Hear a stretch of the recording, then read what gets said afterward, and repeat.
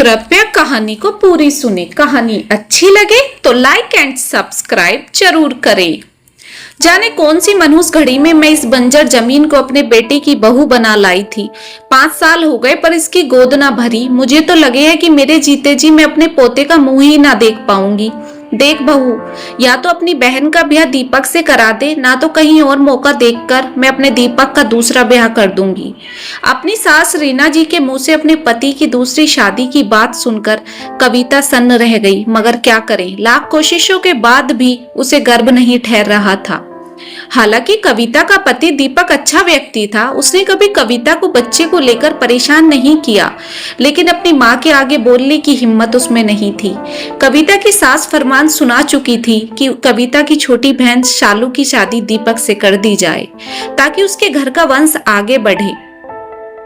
ना चाहते हुए भी कविता को अपनी बहन शालू को अपनी सोतन बनाकर लाना पड़ा। बहू ला, गहने उतार कर मुझे दे दे, मैं तिजोरी में रख देती हूँ। कविता की सासू माँ ने अपनी नई बहू सालू से बोला। क्यों, आपको क्यों दूं? तिजोरी में तो गहने मैं भी रख सकती हूँ, सालू ने तपाक से जवाब दिया। चाबी मुझे दे दीजिए, सालू ने हाथ आगे बढ़ाते हुए अपनी सास से बोला। रीना जी को चाबी देते हुए जोड़ तो बहुत पड़ा, मगर क्या करती, चाबी सालू को देनी पड़ी। सालू ने गहने और तिजोरी की चाबी अपनी बड़ी बहन कविता को थमा दी। दीदी, आज से ये जिम्मेदारी आपकी। आज से हम दोनों बहनें मिलके मम्मी जी को जिम्मेदारियों से फ्री करते हैं। अपने हाथ से सत्ता जाते हुए रीना जी पर जोर तो बहुत पड़ा, मगर क्या करती, चुपचाप अपने कमरे में आ गई। कविता, 5 बज गए, तुझसे मेरा नहाने का पानी गर्म नहीं हुआ अभी तक। कब मैं नहाऊंगी, कब मेरे लड्डू गोपाल नहाएंगे? रीना जी ने चिल्लाते हुए बोला। जितनी देर से आप चिल्ला रही हैं उतनी देर में तो आप पानी भी गर्म कर सकती थी। आपको सुबह उठकर पूजा करनी है तो शांति से किया करें, सारे घर को सर पे ना उठाया करें। आपकी पूजा की वजह से दीदी सुबह ठंड में नहीं उठेंगी, कहकर शालू अपनी बहन का हाथ पकड़कर कमरे में ले चली गई और रीना जी चुपचाप खड़ी हुई देखती रह गईं। कुछ दिनों बाद शालू को गर्भ ठहर गया और सारे घर में खुशी का माहौल बन गया। शालू को डॉक्टर ने पूर्ण आराम के लिए बोल दिया। सारे घर का काम कविता के कांधों पर आ गया। मम्मी जी, मुझे उठने बैठने में दिक्कत होती है, इसलिए दीदी मेरे पास मेरे कमरे में रहेंगी।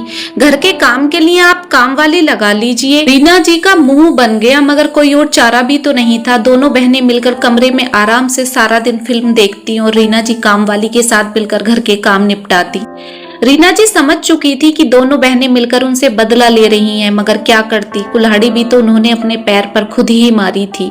वरना दीपक और कविता बच्चा गोद लेना चाहते थे, लेकिन रीना जी को यह हरगिज मंजूर नहीं था। सीधी सादी कविता को रीना जी ने बच्चे को लेकर कितना परेशान किया था और दीपक की दूसरी शादी करवा कर ही मानी। 9 महीने बाद सालू ने एक बेटे को जन्म दिया। रीना जी खुशी के मारे पागल हो उठी और दौड़कर अपने पोते को गोद में लेना चाहती थी, मगर शालू ने रोक दिया। मम्मी जी, इस बच्चे पर सबसे पहला अधिकार कविता दीदी का है। इस बच्चे के लिए कविता दीदी ने अपने पति का बंटवारा किया है और सिर्फ आपकी जिद के लिए। इस बच्चे की बड़ी माँ कविता दीदी है। आगे से ये बच्चा हमेशा के लिए कविता दीदी का बच्चा ही कहलाएगा। ये बात आप कान खोल कर सुन लीजिए। दोनों बहनों का एक दूसरे के प्रति प्रेम देखकर रीना जी की आंखें शर्म से झुक गईं।